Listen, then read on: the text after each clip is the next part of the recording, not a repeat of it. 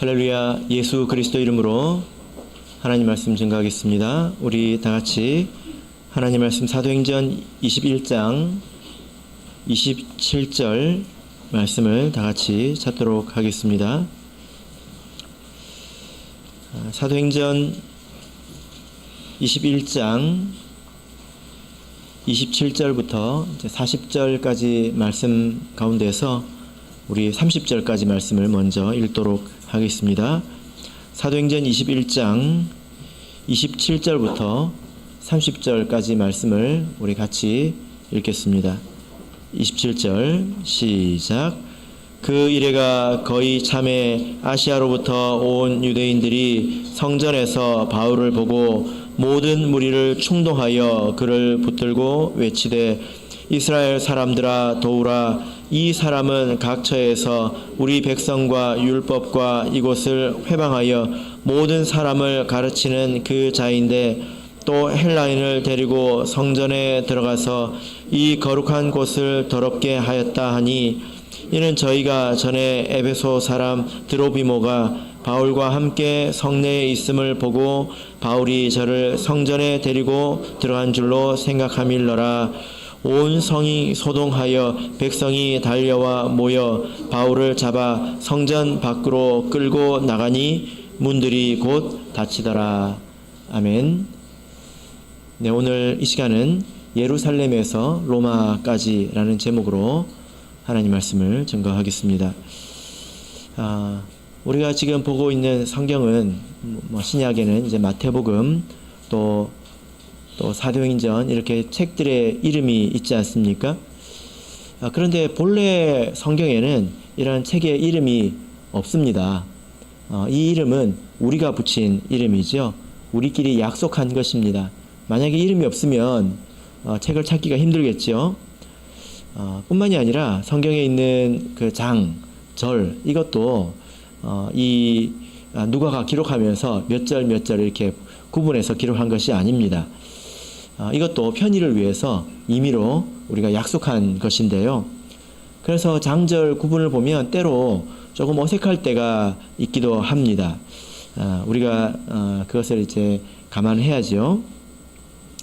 보통 우리가 일반적인 책을 보면 그 책 앞에 그 목차가 있고요. 그리고 각 장별로 그 제목들이 있지 않습니까? 소제목들이 있지 않습니까?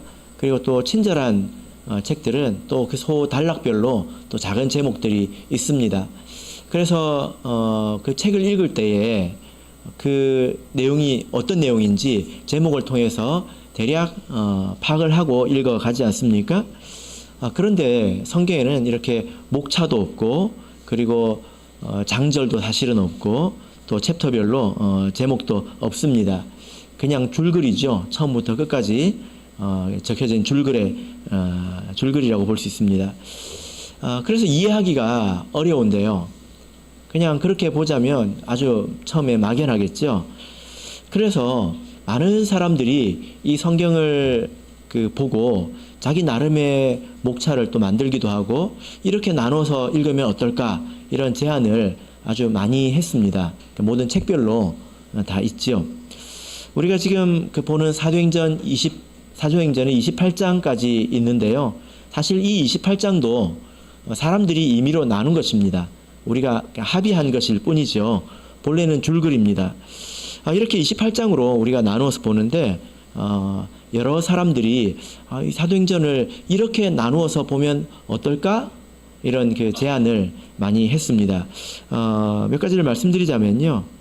가장 일반적인 구분은 바로 지리를 중심으로 장소를 중심으로 사도행전을 나누는 것입니다. 사도행전 1장 8절은 아주 유명한 구절이죠.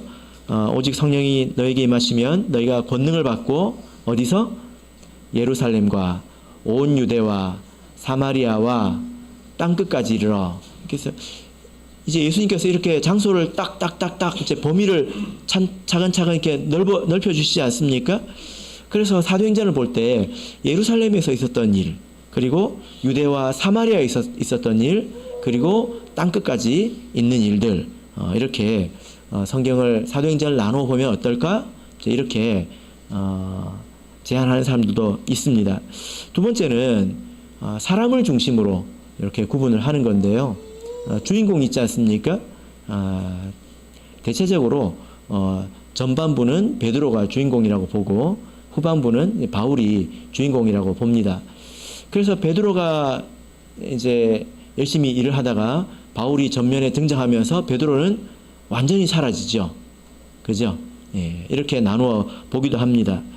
또 한 가지 방법은 뭐냐면은 어떻게 우리가 사도행전을 이렇게 나누어 볼 수 있느냐면 사역을 중심으로 어떤 일을 하고 있느냐를 기준으로 이렇게 나누어 보는 것입니다.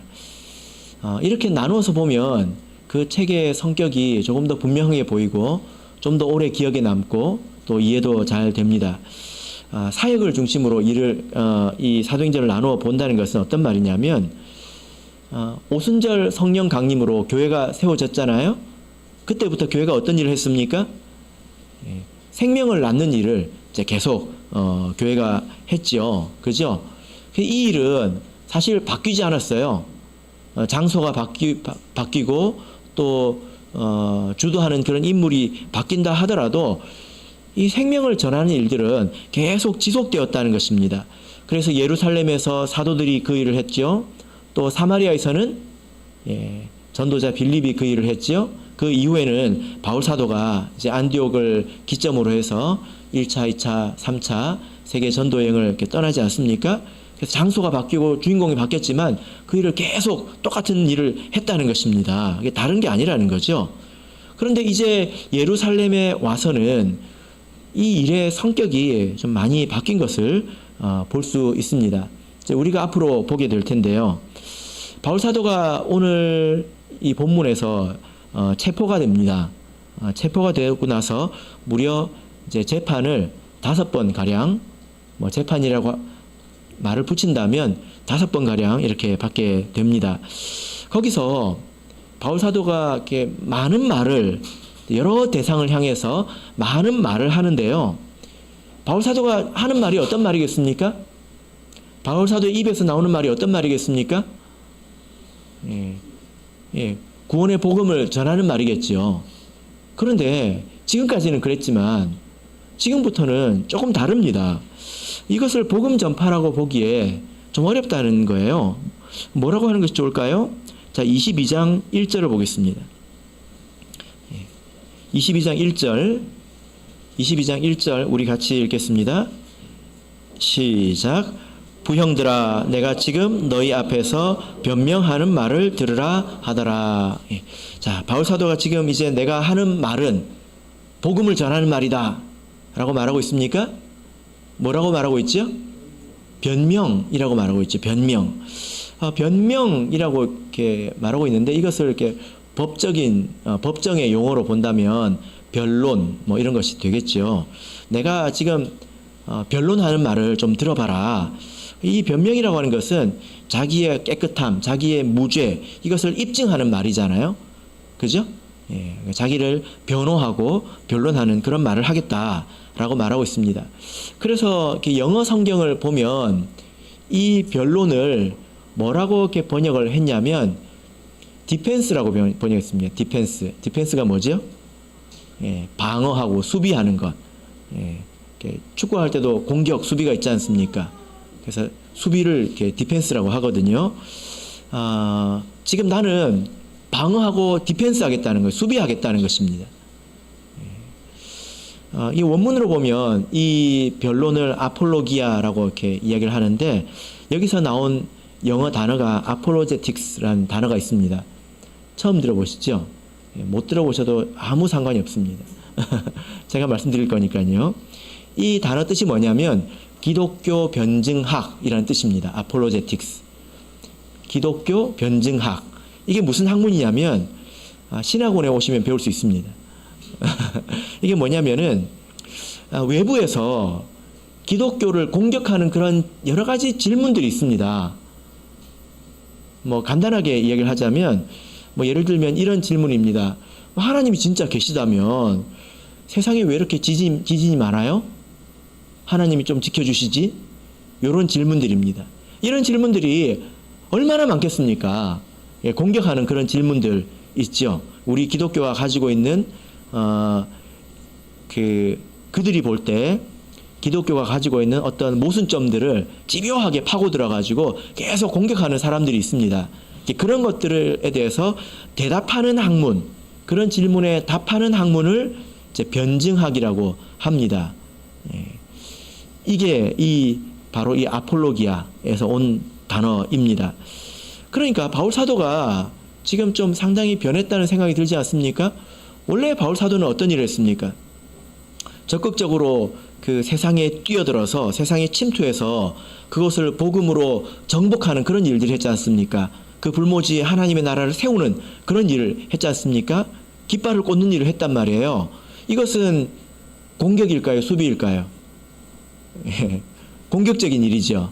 그죠? 그런데 지금은 이제 바울 사도가 나는 수비를 하겠다 이렇게 말하고 있습니다. 그래서 지금 바울 사도가 지금 하는 말은 변론하는 말로 우리가 읽어야 합니다. 계속 이 말이 나오는데요. 24장 10절을 보시면요. 자, 24장 10절을 보시면 총독이 바울에게 머리로 표시하여 말하라 하니 그가 대답하되 당신이 여러 해 전부터 이 민족의 재판장 된 것을 내가 알고 내 사건에 대하여 기쁘게 변명하나이다. 여기서도 지금 바울 사도가 또 말을 하고 있는데 변명하겠다, 변론하겠다 이렇게 말하고 있죠. 자, 25장 8절을 보겠습니다. 25장 8절 지금 말하고 있는 대상은 계속 바뀌고 있습니다. 말하는 사람은 바울이지만 듣는 사람은 바뀌고 있어요. 8절에서 바울이 뭐라고 말하고 있습니까? 바울이 변명하여 가로되 또 디펜스 하겠다는 것입니다. 수비하겠다는 거예요. 자, 그 다음에 26장 1절을 보겠습니다. 26장 1절 우리 같이 읽어보겠습니다. 26장 1절 시작. 아그리빠가 바울더러 이르되 너를 위하여 말하기를 내게 허락하노라 하니 이에 바울이 손을 들어 변명하되. 지금 바울 사도가 계속 말을 하고 있는데 이것이 무엇입니까? 다 변론이라는 것입니다. 변명이라는 거예요. 자, 26장 24절 보시면 바울이 이같이 변명하매. 그래서 바울 사도가 지금은 계속 자기 자신에 대해서 변호하고 있고 변론하고 있다. 이것은 자기를 지키는 것이지 공격하는 것이 아닙니다. 그래서 하는 일이 이제 예루살렘을 다시 돌아와서부터는 바뀌고 있다는 거예요. 이것이 우리에게 굉장히 좀 낯선 일입니다. 이런 그 변론, 변명, 이런 바울 사도가 지금 하고 있는 말, 이것이 우리에게 좀 익숙하지 않을 거라고 생각을 합니다. 그러시죠? 그죠? 예를 들어 보자면 그동안에 했던 바울 사도가 선교했던 것, 또 전도했던 것, 이것은 우리가 익숙합니다.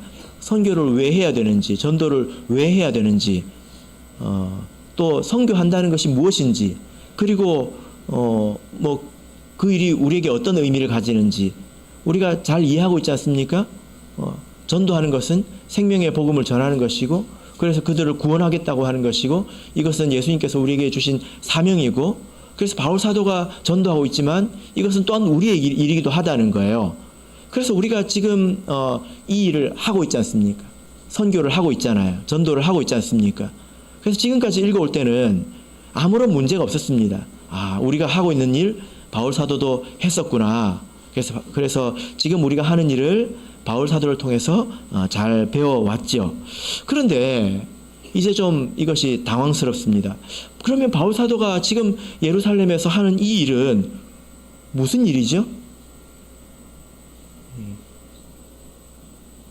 바울 사도의 표현을 빌어보자면 이것은 변명입니다. 변론이지요. 그러면 이것은 우리와 어떤 관계가 있지요? 지금 우리와? 이것이 조금 당혹스럽다는 것입니다. 또 거기에 더한 것은 이 누가가, 이 사도행전을 기록한 누가가 이 일을 굉장히 중요하게 여기고 있다는 것입니다. 우리가 그것을 어떻게 알 수 있냐면 중요한 일은 많이 기록하거든요. 별로 안 중요한 일은 말도 안 되게 압축을 해버리지 않습니까? 그죠? 예, 성경은 그렇습니다. 중요한 일은 잔뜩 펼쳐놓고 중요하지 않은 일들은 잔뜩 줄여놓습니다. 예, 그런데 오늘 이 사도행전 21장 여기서부터 이루어지는 그 내용들을 보면 그 일어난 기간이나 또 어떤 사건에 비해서 그들이 상당히 방대하게 기록이 되어 있다는 거예요. 사도행전 28장이 끝인데 아직 21장입니다. 아직 여러 장이 남아 있죠. 이렇게 자세하게 기록하고 있고 심지어 바울 사도의 5번의 변론에 대해서 모든 말을 다 지금 기록하고 있습니다. 그래서 이런 그 중요성, 하나님께서 누가를 통해서 이제 부여하신 이 말씀의 중요성을 생각할 때 생략하거나 혹은 대략 얼버무리고 넘어가기가 좀 어렵다는 것입니다. 그럴 수가 없다는 거죠. 자, 여러분, 이럴 때 우리는 어떻게 해야 될까요? 우리가 성경을 통독할 때 항상 읽는 내용이지만 우리가 잘 살펴보면 이것이 우리에게 굉장히 낯선 내용이라는 것을 알 수 있습니다. 이런 말씀이 이제 우리 앞에 나왔는데 우리는 이제 어떻게 해야 될까요? 이럴 때는 우리가 이 성경에 기록된 사실들을 낱낱이 아는 것부터 우리가 시작해야 합니다. 성경에 대해서 너무 많이 생각하지 말고 그냥 성경 자체를 이해하는 것, 어떤 일이 있었고 누가 무슨 말을 했고 이런 것들을 낱낱이 아는 것, 이것부터 시작을 해야 되지 않겠습니까?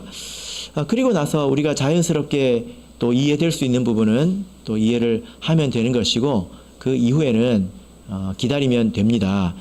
베드로가 이런 말을 했죠. 베드로 후서 3장 16절을 보면 그 중에 알기 어려운 것이 덜어 있으니 무식한 자들과 굳세지 못한 자들이 다른 성경과 같이 그것도 억지로 풀다가 스스로 멸망에 이르느니라, 이렇게 말씀을 하고 있습니다. 그래서 이제 이 말씀을 우리가 대해보면 이 말씀이 아직은 좀 우리에게 가려져 있구나, 이런 생각을 하게 되는데요. 그래도 괜찮습니다. 우리가 말씀을 있는 그대로 이해하고 또 기다리면 되리라고 생각이 됩니다. 그래서 오늘 이 시간은 이 바울 사도가 예루살렘에서 체포되는 순간부터 이제 로마에 가기까지 이 사도행전 28장의 전체 과정을 대략 좀 살펴보려고 합니다. 왜냐하면 우리가 앞으로 가야 될 길이 아주 빽빽한 밀림과 같습니다. 너무 빽빽해서 앞이 잘 보이지 않죠? 그러면 길을 잃어버리기가 쉽습니다. 그래서 우리가 전체 과정을 본다면 이제 이 말씀을 한번 듣고 나면 그 다음 말씀을 읽을 때도 비교적 더 여유가 있을 거라고 생각을 합니다.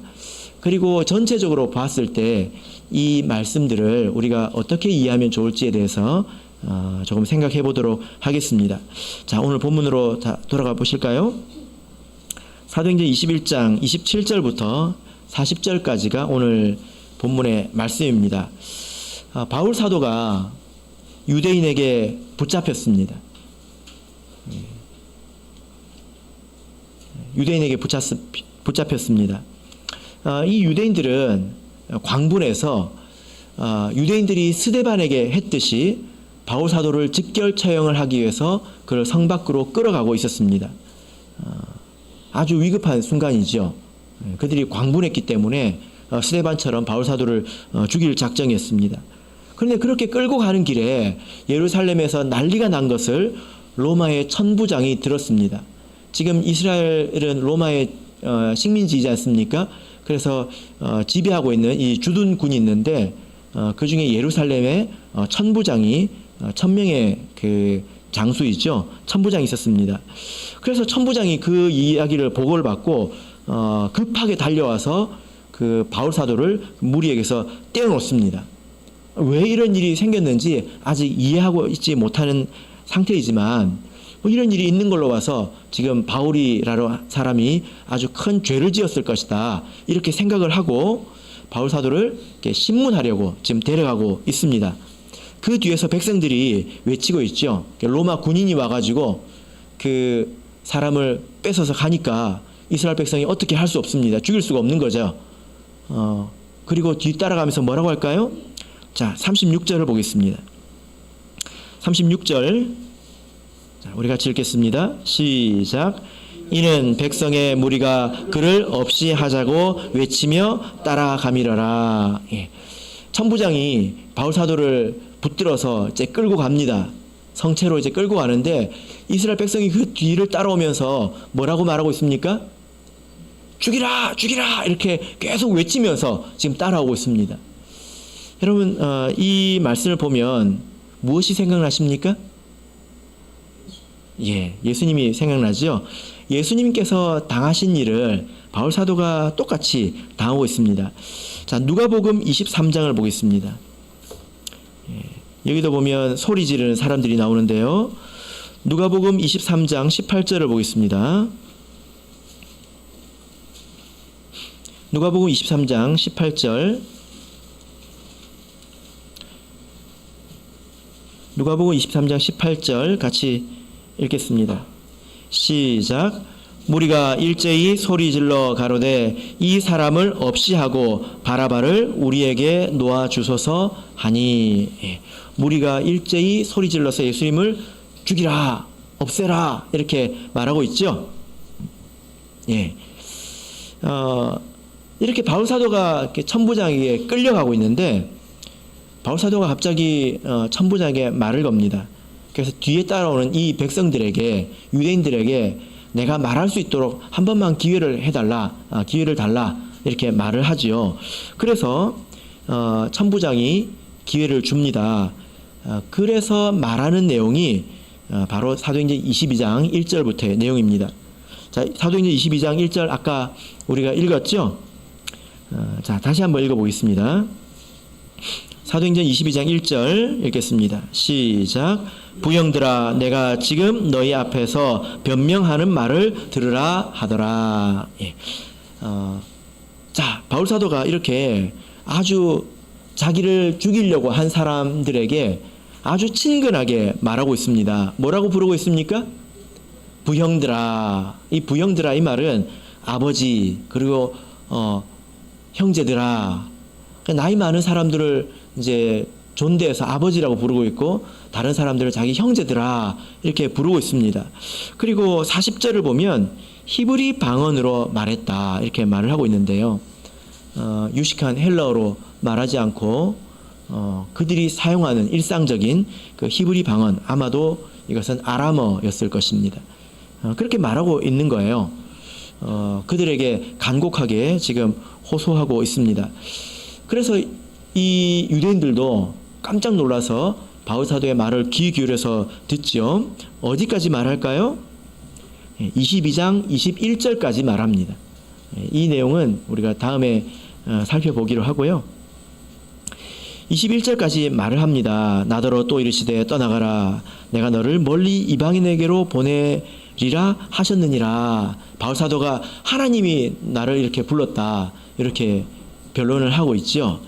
자, 22절 보시면 이 말하는 것까지 저희가 듣다가 소리질러 가로되 이러한 놈은 세상에서 없이 하자 살려둘 자가 아니라 이렇게 하면서 난리를 이렇게 칩니다.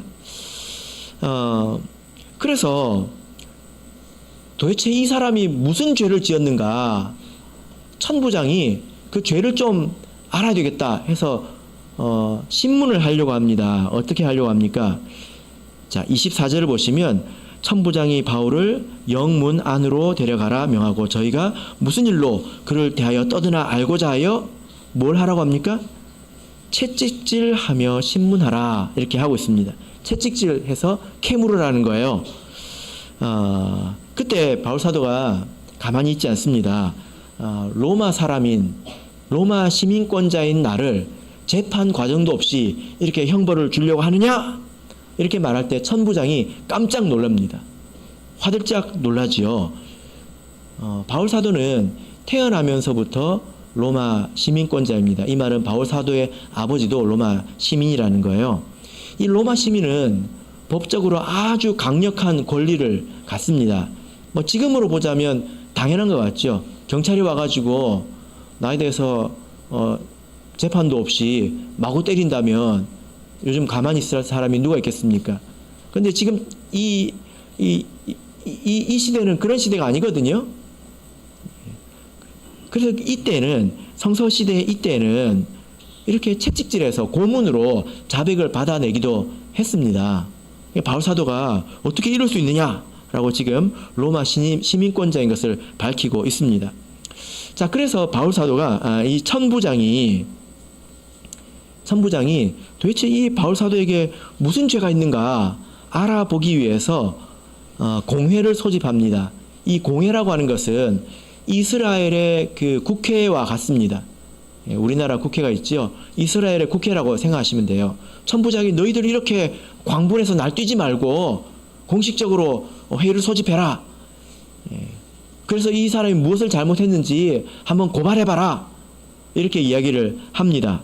자, 그래서 22장 30절 보시면요.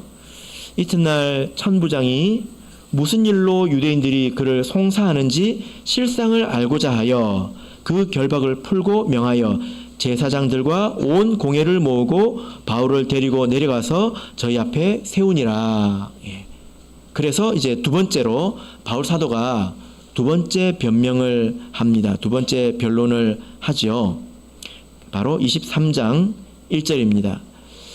바울이 공회를 주목하여 가로되 여러분 형제들아 오늘날까지 내가 범사의 양심을 따라 하나님을 섬겼노라 하거늘 해서 여차저차 이렇게 변론을 합니다. 바울 사도가 말을 잘했겠죠. 그리고 나서 그 결과가 무엇이었을까요? 난리가 났습니다. 이 국회도 이제 난리가 난 거예요. 대한민국 국회만 난리가 난 게 아니라 이스라엘 국회도 지금 난리가 났습니다. 자, 그래서 10절 보실까요? 자, 저만 읽으면 여러분들이 너무 지루하시니까 같이 한번 읽어보겠습니다. 23장 10절 읽겠습니다. 시작. 큰 분쟁이 생기니 천부장이 바울이 저에게 찢겨질까 하여 군사를 명하여 내려가 무리 가운데서 빼앗아 가지고 영문으로 들어가라 하니라. 천부장이 이러다가 바울 사도가 찢겨 죽겠다 해서 바울 사도를 급하게 빼돌리는 그런 모습을 볼 수 있지 않습니까? 이때 유대인들이 바울 사도를 죽이기로 계략을 꾸밉니다. 그것이 12절부터 나오는 내용인데요. 40여 명의 자객이 바울 사도를 죽이기 전에는 내가 밥도 먹지 않겠다 이렇게 결심을 합니다. 뭐 요즘 뉴스를 보면 보복 범죄들이 있지 않습니까? 뭐 이제 저도 그렇고 여러분들도 그렇고 그런 일을 당해보지 않으셔서 이제 우리가 잘 공감할 수는 없지만 되게 불안해하잖아요. 어떤 사람이 내가 이제 고발해가지고 그 사람이 감옥에 갔는데 감옥에서 편지를 보냈습니다. 내가 나가면 너를 가만두나 봐라. 내가 다시 콩밥을 먹는 한이 있어도 내가 가만두지 않겠다. 한 사람이 이렇게 그냥 협박만 해도 이제 밖에 돌아다니기가 힘들지 않습니까? 두렵잖아요. 그런데 40여 명이 이렇게 결의를 하고 바울 사도를 죽이겠다 이렇게 말을 했을 때 여러분 이것이 얼마나 위험한 그런 상황입니까? 그런데 예수님께서 그에게 나타나셔서 두려워하지 말라고 미리 말씀을 하십니다. 바로 23장 11절이죠. 그날 밤에 주께서 바울 곁에 서서 이르시되 그냥 말씀이 들린 것이 아니라 예수님께서 바울의 곁에 서서 말씀하셨습니다. 확실하게 붙들어 주신 거죠. 뭐라고 말씀하셨을까요? 담대하라. 내가 예루살렘에서 나의 일을 증거한 것 같이 로마에서도 증거하여야 하리라. 여러분 이 말은 무슨 뜻입니까? 유대인들이 어떤 계략을 꾸며도 너는 결코 죽지 않는다. 왜냐하면 너는 로마에 가야 되기 때문이다. 이렇게 말씀을 하신 것입니다. 자, 천부장이 이런 모든 일을 다 압니다. 그리고 자기 선에서 해결이 되지 않았기 때문에 이 바울 사도를 다른 사람에게로 보내죠. 누구에게 보낼까요? 예, 로마 총독에게로 보냅니다. 우리가 생각하면 예루살렘이 그 이스라엘의 중심지인 것 같지만 예루살렘은 종교의 중심지이고요. 지금도 이스라엘의 수도가 예루살렘이 아닙니다. 텔아비브죠. 맞습니까? 예. 이때 당시에 총독은 가이사랴에 머물고 있습니다. 저 해변에 있는 가이사랴에 머물고 있습니다. 그래서 이 천부장이 바울 사도를 호위해서 그 자객들에 대비해서 호위해서 최고 지도자인 총독에게로 넘깁니다. 자, 그래서 24장 내용이 나옵니다. 자, 24장 1절을 우리 같이 읽어보겠습니다. 24장 1절 읽겠습니다. 시작. 닷새 후에 대제사장 아나니아가 어떤 장로들과 한 변사 더둘로와 함께 내려와서 총독 앞에서 바울을 고소하니라. 예. 이제 총독 주재하에서 재판이 벌어진 것입니다. 어지간하면 예루살렘을 떠나지 않는 대제사장이 당대의 변호사 더둘로라는 사람을 대동해서 바울 사도를 고소하기 위해서 여기에 옵니다. 그래서 10절부터 보면 바울 사도가 지금 스스로 혼자 이 모든 것들을 감당하고 있죠. 상대편은 조직이지만 바울은 혼자입니다. 혼자 이것을 다 감당하고 자기 자신에 대해서 변론을 하고 있습니다. 기쁘게 변명하나이다 하면서 자기에 대해서 변론을 하고 있죠. 이 바울 사도의 변론을 들은 이 총독의 이름이 벨릭스입니다. 총독이 2명 나오거든요. 첫 번째 총독이 벨릭스입니다. 뭐라고요? 벨릭스입니다. 벨릭스. 이 벨릭스라고 하는 사람은 그 이야기를 다 들었을 때 바울 사도가 무죄이구나 이걸 알았습니다. 무죄라는 것을 알았습니다. 그러나 그러면 풀어줘야 되잖아요. 그러나 공정하지 못한 마음으로 바울을 계속 붙잡아 둡니다. 재판을 지연시키고 계속 바울 사도를 구속해 두죠. 구속 상태로 이제 머물러 둡니다. 27절 보시면 얼마 동안 붙들어 둘까요? 27절 보면 이태를 지내서, 이태는 얼마나 됩니까? 2년. 바울 사도가 재판을 받다가 결판이 나지 않은 상태로 계속 재판이 지연되는 이 상태로 몇 년을 감옥에 있었다고요? 2년. 군대도 2년이지 않습니까? 요즘은 2년이 안 되지만 군대는 감옥은 아니거든요. 그래도 힘듭니다. 바울 사도가 이렇게 2년 동안 구금되어 있었다는 것입니다.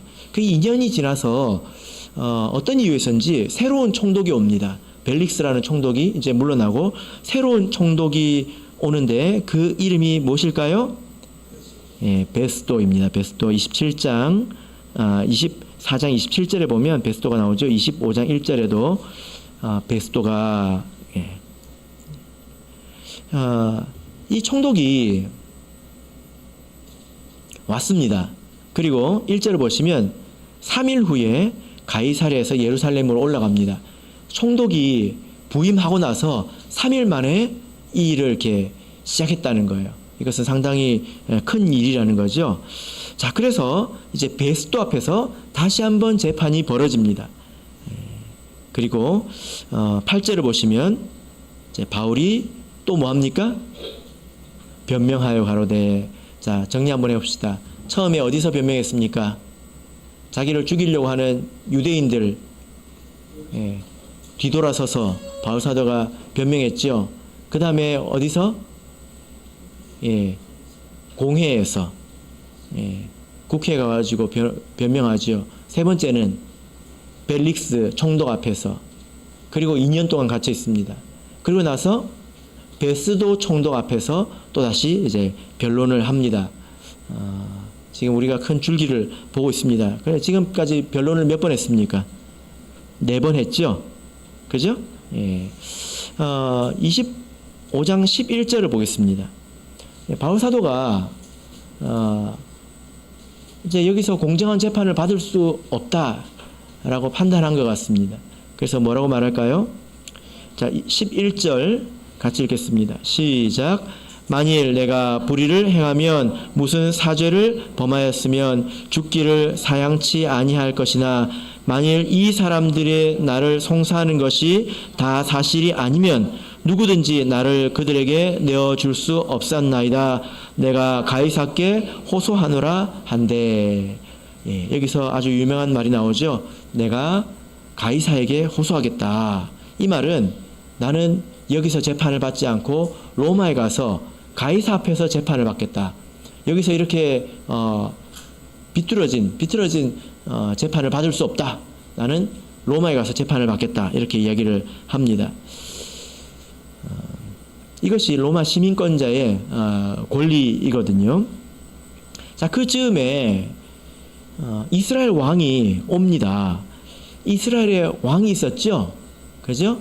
예, 다윗도 왕이었고 솔로몬도 왕이지 않습니까? 이스라엘은 왕국입니다. 예수님 시대에도 왕이 있었지 않습니까? 그죠? 예수님을 죽이려고 했던 왕도 있었고 세례 요한을 죽인 왕도 있었죠. 그죠? 그리고 야고보를 죽인 왕도 있었죠. 지금도 왕이 있습니다. 그 왕의 이름이 뭘까요? 예, 바로 아그리빠입니다. 이름이 좀 어렵죠? 자, 26장 1절 보겠습니다. 예. 26장 1절.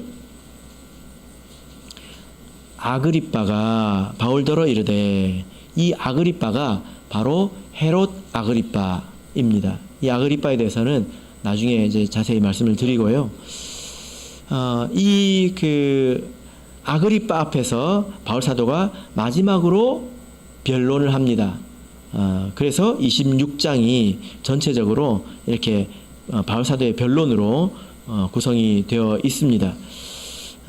그런데 이 변론은 큰 의미가 없죠. 왜냐하면 바울 사도는 이미 가이사에게 호소했기 때문에 바울 사도는 로마에 가서 재판을 받아야 합니다. 이것이 로마 시민권자의 권리이기 때문에 그 누구도 침해할 수 없습니다. 그렇기 때문에 바울 사도는 이제 로마로 호송이 되는데요. 27장은 바울 사도가 로마로 가면서 겪는 일들입니다. 바울 사도가 이제 배를 타고 로마로 가면서 어떤 일을 겪었을까요? 유라굴로라고 하는 아주 큰 풍랑을 만납니다. 큰 풍랑을 만나가지고 큰 일을 겪죠. 아주 고통을 많이 받았습니다. 그리고 28장에서 비로소 로마에 도착하게 됩니다. 그래서 21장부터 28장까지 이제 예루살렘에서 체포되어서 로마로 가는 과정인데요. 대부분의 말씀이 어떤 내용입니까? 예루살렘에서 변론한 내용이죠. 로마에 가는 이야기 한 토막, 그리고 로마에 도착해서 있었던 이야기 한 토막, 이렇게 구성이 되어 있습니다. 그러면 바울 사도가 로마에 가서 뭘 했을까요? 자, 보겠습니다. 28장 17절을 보겠습니다. 16절 보겠습니다. 16절. 우리가 로마에 들어가니, 바울 사도가 로마에 들어갔죠? 뭐 했을까요? 바울은 자기를 지키는 한 군사와 함께 따로 있게 허락하더라. 사흘 후에 어떤 일이 있습니까? 바울이 누구를 청했죠? 유대인 중 높은 사람들을 청하여, 로마에 있는 유대인들 중에 높은 사람들, 지도자층을 청해가지고 뭘 했을까요? 사실 여기도 변론이라는 단어는 없지만 여기서도 변론하고 있습니다. 19절 보시면 18절 보시면 로마인은 나를 신문하여 죽일 제목이 없으므로 놓으려 하였으나 유대인들이 반대하기로 내가 마지못하여 가이사에게 호소하며 내 민족을 송사하려는 것이 아니로라. 내가 우리 민족을 공격에 빠뜨리려고 내가 이렇게 가이사에게 호소한 것이 아니라 어쩔 수 없이 내가 이렇게 할 수밖에 없었다. 지금 뭐 하고 있습니까? 자기 입장을 변호하고 있죠. 전체적으로 변론이 계속 이어지고 있습니다. 물론 이후에 바울 사도는 이 사람들을 대상으로 복음을 전하죠. 복음을 전하지만 얼마나 전할까요? 23절을 보시면 저희가 일자를 정하고 그의 우거하는 집에 많이 오니 바울이 아침부터 저녁까지 강론하여 하나님 나라를 증거하고 복음을 전했지요. 그래서 몇 명이 구원을 얻었을까요? 24절, 그 말을 믿는 사람도 있고 믿지 않은 사람도 있습니다. 그러면 얼마나 믿은 거 아닙니까? 그런데 그 사람들이 서로 다투어서 다 흩어졌다는 것입니다. 그래서 25절을 보면 서로 맞지 아니하여 흩어졌다, 이렇게 말하고 있습니다. 자, 여기까지가 우리 21장 예루살렘에서 체포되는 순간부터 28장 로마에 오기까지, 로마에서 있었던 일을 대략 기록하고 대략 말씀을 제가 드렸습니다. 전체 그림을 한번 봤는데요. 바울 사도가 재판을 몇 번 받았죠? 변론을 몇 번 했죠? 5번 했습니다. 5번. 그 내용이 가장 예루살렘에서 말입니다. 예수님은 예루살렘에서 재판을 몇 번 받았을까요? 한번 세보시기 바랍니다. 같습니다. 그리고 이 변론의 대상, 재판을 하는 대상도 같습니다. 그래서 그 예수님께서 십자가에 달리시기 전에 재판받는 그런 과정과 그리고 바울 사도가 이렇게 재판받는 과정을 보면 공통점이 있어요. 상당히 많은 공통점이 있습니다. 가장 큰 공통점이 뭐냐면은 유대인은 죽이려고 했고 로마인은 공정하려고 했다는 것입니다. 로마인은 살리려고 했다는 것입니다. 그죠? 예수님이 심판받을 때, 신문 받으실 때 어떤 일이 있었습니까? 유대인들은 예수님을 죽이라고 소리 질렀죠? 그래서 잘못이 있다면 그 피해 대가를 나와 내 자손들에게 돌리라! 이렇게 막 큰 소리를 지르면서 그렇게 이 빌라도를 압박을 했지 않습니까? 빌라도는 되도록이면 죽이지 않으려고 했습니다. 공정하려고 했습니다. 그러니까 참 이게 아이러니하지요. 누가복음 23장을 보겠습니다. 누가복음 23장 4절을 보겠습니다. 누가복음 23장 4절 읽어보겠습니다. 시작. 빌라도가 대제사장들과 무리에게 이르되 내가 보니 이 사람에게 죄가 없도다 하니. 뭐라고 말합니까? 이 사람에게 죄가 없는데? 이렇게 말하죠. 14절 15절 보실까요? 이르되 너희가 이 사람을 백성을 미혹하는 자라 하여 내게 끌어왔도다. 보라, 내가 너희 앞에서 사실하였으되 너희의 고소하는 일에 대하여 이 사람에게서 죄를 찾지 못하였고 헤롯이 또한 그렇게 하여 저를 우리에게 도로 보내었도다. 보라, 저의 행할 것은 죽일 일이 없느니라. 뭐라고 말하고 있습니까? 죽일 일이 없다, 이렇게 말하고 있죠. 22절에 보시면요, 빌라도가 세 번째 말하되 뭐라고 말합니까? 이 사람이 무슨 악한 일을 하였느냐? 나는 그의 죽일 죄를 찾지 못하였나니 때려서 놓으리라. 이렇게 말하고 있습니다. 세 번이나 빌라도는 뭐라고 말합니까? 이 사람을 죽일 수 없다. 이 사람은 죽일 죄가 없다. 이렇게 말하고 있죠. 그죠? 그러나 결국 이 빌라도도 예수님이 무죄라는 것을 알았지만 자기의 어떤 정치적인 입장 또 목적, 이것을 위해서 외면합니다. 그래서 예수님께서 십자가에서 죽으시는 거죠. 총독이 지배하고 있지만 이스라엘 백성이 밀란을 일으키면 총독이 잘못 다스린 것이 되어서 그 총독은 로마로 불려갑니다. 그래서 죽을 수도 있어요. 그래서 이 서로 공생하는 관계라고 보시면 됩니다. 그런 총독의 약점을 잘 알고 이 사람들이 총독을 지금 움직이고 있는 거죠. 23장 12절을 보시면 헤롯과 빌라도가 전에는 원수이었으나 당일에 서로 친구가 되니라. 이렇게 결국에는 이와 같이 된 것을 알 수 있습니다. 이 점은 바울 사도의 재판에서도 마찬가지였죠. 그죠? 벨릭스가 자세히 이제 앞으로 보겠지만 빌라도처럼 그랬습니다. 바울 사도가 무죄라는 걸 알았습니다. 그러나 유대인들의 환심을 사기 위해서, 혹은 바울 사도가 돈이 많았나 봐요. 바울 사도에게 뇌물을 좀 받을 수 있을까 해가지고 바울 사도를 계속 감금하고 있는 것을 우리가 볼 수 있습니다. 그래서 우리가 이 공통점을 그걸 찾을 수가 있는데요. 공통적으로 이 유대인이라고 하는 종교적인 세력과 로마인이라고 하는 정치적인 세력이 합해졌을 때에 아주 큰 힘을 가지게 되고 그들로 인해서 고난당하고 희생당한 것을 우리가 볼 수 있습니다. 그죠? 왜 이렇게 말씀을 드리냐면 우리 말세의 교회도 이와 유사한 일이 있을 것이라고 계시록에서 예언하고 있기 때문입니다. 우리가 그 부분을 보겠습니다. 계시록 13장 11절을 보겠습니다. 요한계시록 13장 11절 요한계시록 13장 11절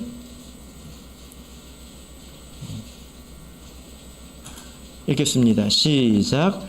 내가 보매 또 다른 짐승이 땅에서 올라오니 새끼 양같이 두 뿔이 있고 용처럼 말하더라. 예. 자, 여기 보면 어떤 짐승이 땅에서 올라오죠. 예. 이후에 이게 내용을 보면 이 땅에서 올라온 짐승이 우리 성도를 상당히 회방하는 것을 볼 수 있습니다. 계시록 19장 20절을 이 말씀과 비교해 보면 이 땅에서 올라오는 짐승은 바로 거짓 선지자인 것을 알 수 있습니다. 거짓 선지자입니다. 근데 자 13장 12절을 보시면 저가 먼저 나온 짐승의 모든 권세를 그 앞에서 행하고, 이 땅에서 나온 짐승이 먼저 나온 짐승의 모든 권세를 그 앞에서 행한다 하고 있습니다. 그러면 먼저 나온 짐승은 뭘까요? 13장 1절을 보실까요?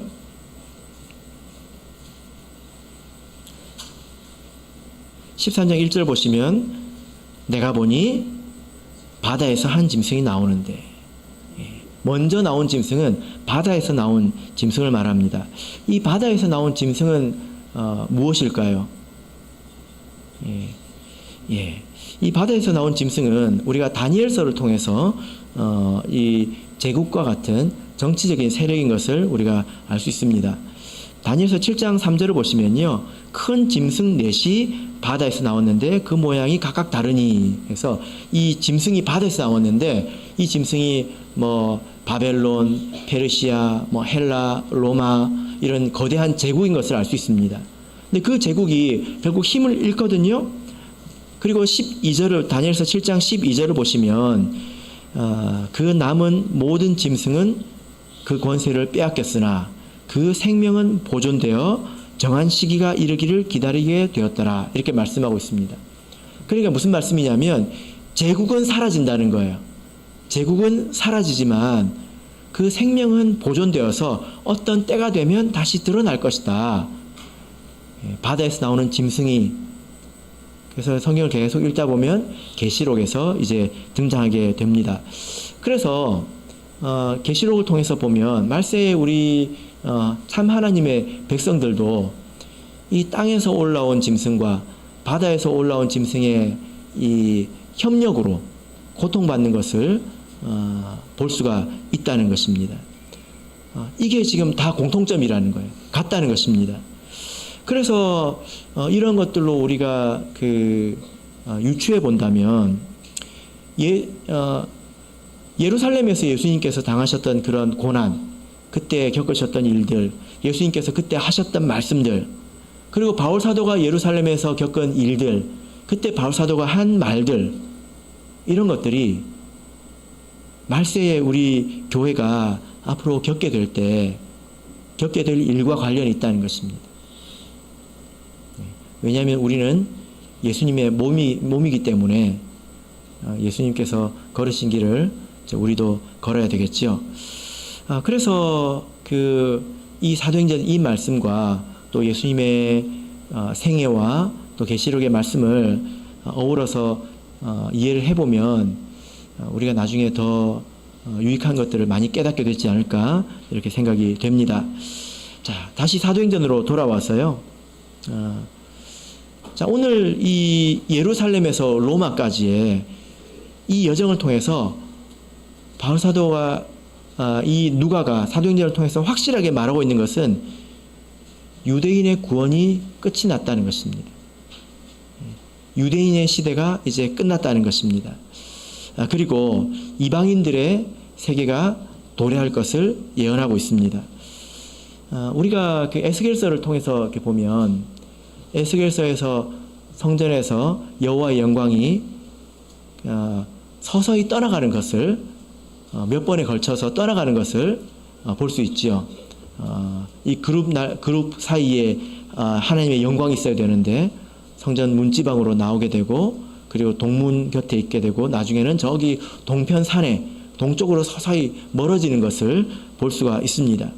여호와의 영광이 떠나간 성전은 성전일까요? 솔로몬의 성전이 그대로 있는데 예를 들어서 여호와의 영광이 떠났다면 여전히 거기를 성전이라고 말할 수 있을까요? 그때부터는 성전이 아니라 그냥 전이죠. 성자를 빼야 합니다. 홀리를 빼야지요. 우리가 사도행전을 통해서 보면 그런 것을 볼 수 있습니다. 바울 사도가 이방인의 사도이지 않습니까? 그러나 바울 사도는 지속적으로 유대인에게 먼저 갑니다. 그리고 계속 거절을 당합니다. 그래서 사도행전 13장 46절을 보시면 우리가 이방인에게로 향하노라 이렇게 선언을 하지요. 그리고 18장 6절을 봐도 저희가 대적하여 회방하거늘 바울이 옷을 떨어 가로되 너희 피가 너희 머리로 돌아갈 것이요 나는 깨끗하니라 이후에는 이방인에게로 가리라. 이 말을 바울 사도가 몇 번을 합니다. 자, 우리 21장 사도행전 21장 30절을 보겠습니다. 사도행전 21장 30절 자, 읽겠습니다. 시작. 온 성이 소동하여 백성이 달려와 모여 바울을 잡아 성전 밖으로 끌고 나가니 문들이 곧 닫히더라. 여러분 바울 사도가 어떤 사람입니까? 복음의 일꾼이지요. 하나님의 영광의 복음의 일꾼입니다. 그가 성전에서 끌려 나옵니다. 누구에 의해서? 유대인에 의해서 끌려 나옵니다. 그리고 문이 쾅 하고 닫히지요. 이 모습은 마치 에스겔서에서 이스라엘 백성들의 그 더러운 범죄로 인해서 하나님의 영광이 떠나간 것과 같습니다. 그리고 마지막에 문이 닫혔습니다. 이것은 정말 그냥 물리적으로 문이 쿵 하고 닫혔다는 것이 아니라 최종적으로 유대인들이 복음을 거부한 것을 말합니다.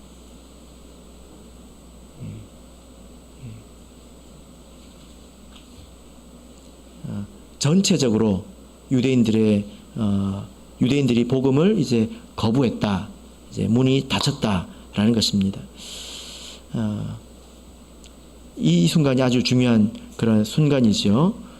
예수님의 때에도 예수님에게도 이런 때가 있었습니다. 예수님에게 그 생에 있어서 변화의 때가 있었죠. 어떤 때입니까? 예수님께서 이런 말씀하셨습니다. 밤이 올 것이다. 밤이 오면 그때는 아무도 일을 할 수가 없다. 이렇게 말씀하셨습니다. 요한복음 9장 4절입니다. 예수님의 인생에 언제 밤이 왔습니까? 이 밤이 지금 깜깜한 밤을 말합니까? 지금도 밤이잖아요? 밤은 매일 오는 거지 않습니까? 아니지요. 그런 물리적인 밤을 말하는 것이 아닙니다. 어두움의 때를 말하는 것입니다. 언제 밤이 올까요? 요한복음 13장 30절을 보면 유다가 그 조각을 받고 곧 나가니 밤이러라 이렇게 말하고 있습니다. 그 이후에 예수님은 잡히시고 바울 사도처럼 신문 받으시고 고통 받으시고 결국 이제 죽으셨지요. 이것도 바울 사도의 이 일과 대비를 해볼 수 있는 하나의 지점입니다. 그래서 사도행전의 결과는 유대인들에게서 복음이 이제 떠났다는 것입니다. 사도행전 28장 28절을 보겠습니다. 사도행전 28장 28절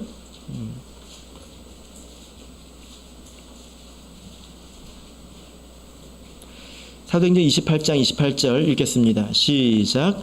그런즉 하나님의 이 구원을 이방인에게로 보내신 줄 알라. 저희는 또한 들으리라 하더라. 예. 유대인들이 그 구원을 버렸기 때문에 이 구원의 복음을 이방인에게로 보냈다는 거예요. 예. 싸서 이미 보냈습니다. 예. 과거형에 보냈어요. 저희는 또한 들으리라. 이 들으리라는 미래형입니다. 들을 것이다. 여러분이 생각할 때 이미 복음을 들은 이방인들이 있지 않습니까? 고넬료도 있고요. 예. 이것은 본격적인 이방인의 시대를 말하는 것입니다. 예언입니다. 그래서 사도행전은 이 이방 땅에 씨를 뿌리는 시대였죠. 씨를 뿌리는 시대였고 이방인의 열매를 걷는 이방인의 때가 올 것이다. 이런 예언으로 사도행전은 이제 마치고 있다라는 것입니다.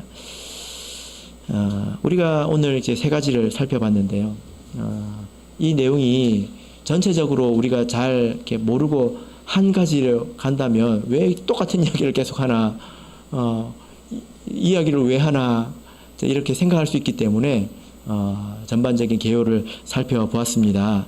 그리고 바울사도가 겪은 이 일과 또 예수님께서 겪으신 일에 몇 가지 중요한 공통점을 살펴보면서 이것이 말세에 우리가 겪을 일과도 관계가 있을 것이다 라는 좀 어렴풋한 암시를 우리가 들어볼 수가 있었습니다. 그리고 결과적으로 유대인의 구원의 문이 닫혔고 이방인의 문이 열릴 것이다 라는 예언으로 사도행전이 마쳤죠. 지금은 어느 때입니까? 이 말씀이 성취되어서 이방인들이 듣고 있는 그런 때가 되었습니다. 우리에게 낮이 왔습니다. 아멘. 우리 다 같이 찬송하겠습니다. 370장 찬송하겠습니다.